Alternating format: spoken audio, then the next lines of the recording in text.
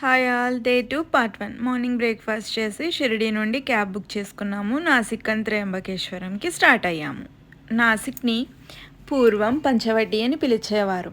రామాయణ కాలంలో శ్రీరాముడు తన 14 ఏళ్ల అజ్ఞాతవాసంలో ఇక్కడ గోదావరి ఒడ్డున నివసించారు. లక్ష్మణుడు శూర్పణఖ ముక్కును కత్తిరించిన ప్రదేశంగా ఇది ప్రసిద్ధి చెందింది. అందువల్లే దీనికి నాసిక్ అని పేరు వచ్చింది. ఇది కుంభమేళా జరిగే 4 ప్రదేశాల్లో ఒకటి. ప్రతి 12 సంవత్సరాలకు ఒకసారి నాసిక్లో కుంభమేళా జరుగుతుంది. గోదావరి నది బ్రహ్మగిరి పర్వతాల నుండి ఇక్కడ ఉద్భవిస్తుంది. ఇది హిందువులకు అత్యంత పవిత్రమైన ప్రదేశం. ఇక్కడ స్నానాలు ఆచరిస్తారు, పిండ ప్రదానాలు చేస్తారు.